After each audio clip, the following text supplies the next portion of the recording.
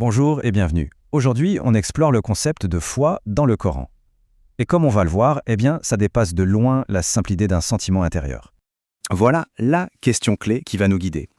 On a tendance à penser que la foi, c'est quelque chose de très personnel, une conviction intime.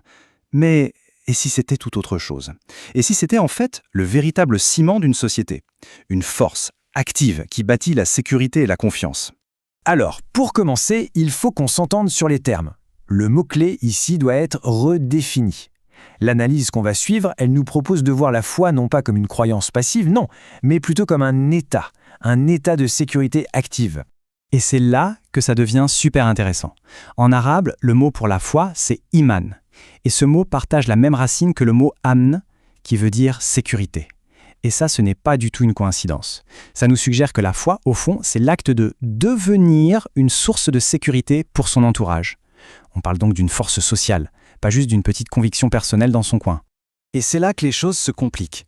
De la meilleure des manières. Regardez bien ce verset. Le Coran s'adresse à des gens qui sont déjà décrits comme ayant cru. Et pourtant, il leur ordonne de croire. C'est un peu un casse-tête, non? Pourquoi demander à un croyant de croire? C'est justement en essayant de résoudre cette énigme qu'on va pouvoir creuser plus loin. Bon, pour y voir plus clair, il faut d'abord qu'on démêle deux concepts qui sont souvent mélangés. D'un côté, la soumission, et de l'autre, la confiance. Alors voilà, d'un côté, on a l'islam. Ça, c'est l'acte de soumission. C'est, disons, le fait de cesser de faire du mal. C'est la première étape. Imaginez un criminel qui décide d'arrêter ses méfaits. Ok. Mais de l'autre côté, on a l'iman. Et là, on passe à un niveau bien supérieur. C'est le moment où cette même personne devient une source active de confiance pour tout le monde. Les gens ne se contentent pas de ne plus avoir peur d'elle, non, ils comptent sur elle. Et c'est ça, la différence fondamentale. Maintenant qu'on a posé ces bases, on peut attaquer le cœur du sujet. Et le truc, c'est que le Coran ne parle pas des croyants comme si c'était un seul et même groupe. Pas du tout. En fait, il y a des rangs, des catégories bien distinctes. Et c'est là qu'on se rend compte de la précision presque chirurgicale du texte.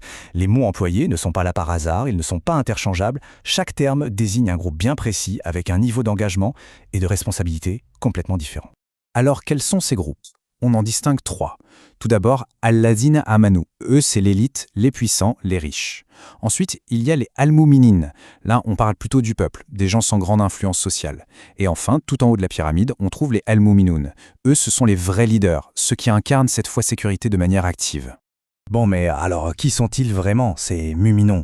Qu'est-ce qui les rend si spéciaux, si différents des autres? Ce passage nous donne une définition, très claire, et surtout très exigeante. On comprend tout de suite qu'on ne parle pas de n'importe qui. Si on décortique un peu, on voit les points essentiels. D'abord, une certitude totale, sans l'ombre d'un doute. Mais surtout, et c'est ça le plus important, une action proactive. Ils n'attendent pas qu'on leur dise quoi faire pour s'engager avec leur argent, avec leur propre vie. C'est cette initiative qui fait d'eux des véridiques, des gens authentiques. Et là, le contraste avec l'autre groupe de leaders, les Allavina Amanu, est vraiment frappant. Les Mominoun agissent de leur propre chef, par conviction. Alors que les Allavina Amanu, même avec tout leur pouvoir et leur richesse, ils ont souvent besoin qu'on les pousse un peu, qu'on leur donne un ordre direct pour qu'ils bougent. C'est qu'une différence énorme de niveau d'engagement, de maturité dans la foi si on veut. Mais attention, leur profil ne se résume pas juste à l'action, à être des faiseurs. Non, le Coran va plus loin et nous décrit aussi leur état d'esprit, leur état spirituel et leur rôle dans la société, avec une précision incroyable.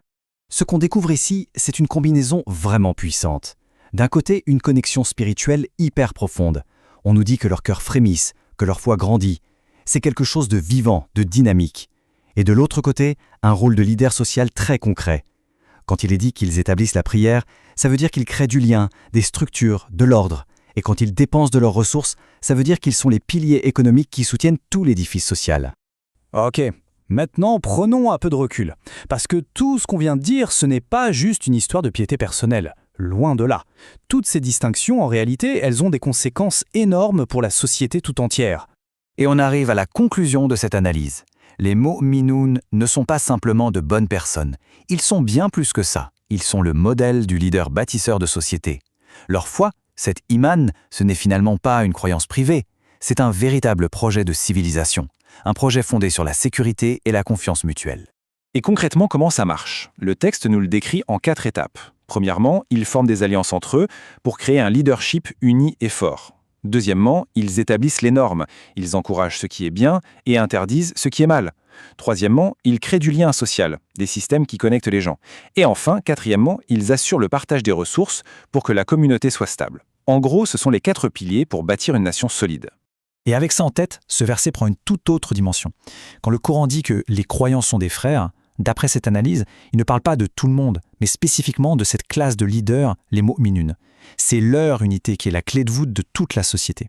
Si eux s'entendent, s'il y a la concorde entre eux, alors c'est toute la communauté qui en profite et qui est en sécurité. Et pour finir, une question pour la route. Si on accepte cette idée, que la foi est en quelque sorte la monnaie d'échange de la sécurité et de la confiance, comment est-ce que ça résonne dans notre monde, aujourd'hui ? Où sont les architectes de la société, ceux qui construisent cette confiance ? Et comment cette monnaie est-elle créée, dépensée, ou peut-être perdue ? La question, bien sûr, reste ouverte. Merci beaucoup d'avoir suivi cette exploration avec nous.